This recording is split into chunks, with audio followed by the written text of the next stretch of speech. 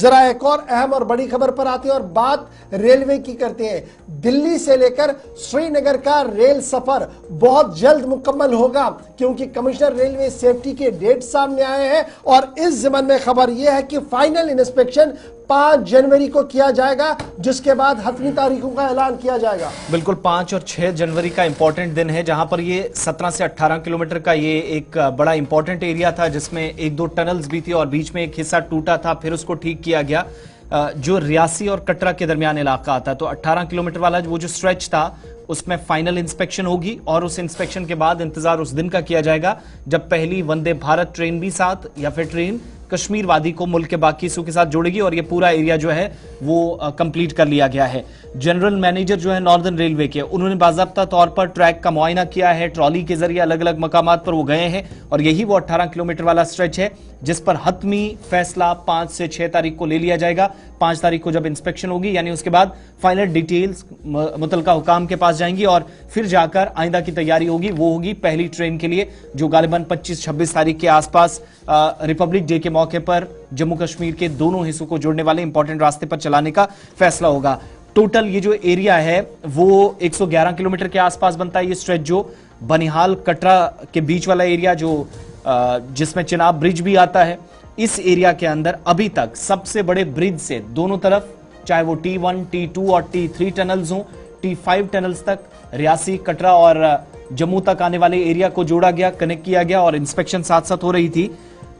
97% काम जो है वो मुकम्मल हो चुका है और ट्रैक को ट्रायल होने के बाद यहां से ट्रेन चलाई जा सकती है। कामयाब ट्रायल के बाद इसको हरी झंडी भी दिखाई गई है। मुख्तलिफ टनल्स हैं जिसमें दर्जनों पुल्स आते हैं, उन पुलों से या जिन टनल से ट्रेन को गुजरना है उनका कामयाब मुआयना न सिर्फ हुआ बल्कि कामयाब ट्रायल के बाद हरी झंडी भी दिखाई गई है। लेकिन अब इस पहाड़ी सिलसिले के अंदर एक छोटा स्ट्रेच जो 111 में से 18 किलोमीटर वाला वो जो स्ट्रेच था जिसमें एक टनल बीच में टूटा था या पानी एक जगह से लीकेज का मसला था, वो ठीक कर लिया गया है। अब सारी इंस्पेक्शन तो अब तक हुई है, लेकिन चूंकि फाइनल इंस्पेक्शन, फाइनल रिपोर्ट और उसके बाद ट्रेन चलना, इस तक हमें 5 और 6 जनवरी तक इंतजार करना होगा। अगले 10 दिन में चीजें कंप्लीट हो जाएंगी। कटरा और श्रीनगर के दरमियान सबसे खतरनाक तरीन इलाका भी यही है जिस पर ट्रैक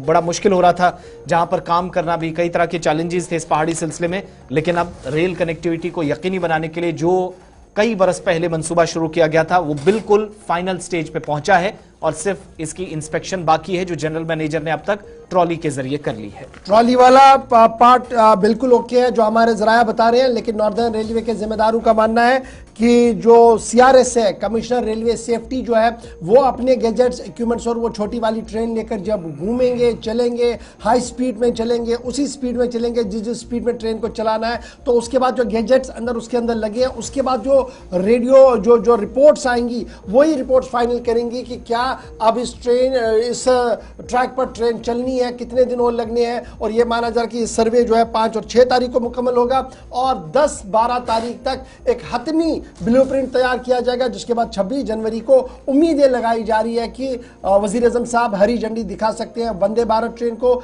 जो पहली बार दिल्ली से जम्मू और जम्मू से श्रीनगर की ओर रवाना होगी। उसके बाद कई और जिन ट्रेन को भी चार्ट किया गया जिनमें राजधानी है और तुषार मेहता जो दूसरी ट्रेन चलती है वो है, कुछ और ट्रेनें जो है उन्हें एक एक करके फिर श्रीनगर की ओर रवाना करने की बात कही जा रही है। और ये ट्रेनें अब सिर्फ नई दिल्ली से नहीं चलेंगे, बल्कि इतलात और खबरें ये है कि बिहार और मुंबई से भी इन ट्रेनों को श्रीनगर तक लाने का मंसूबा जो है वो तैयार किया जा रहा है।